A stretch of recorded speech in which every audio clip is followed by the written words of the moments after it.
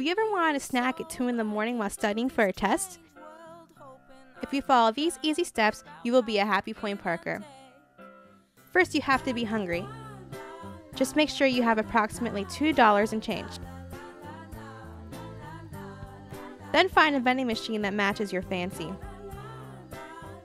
Once you find one, look and see what snack you would like. Then place a dollar bill in the machine. Press the keypad that matches the number that goes with your snack choice. The snack will then fall into the pocket so you can retrieve it.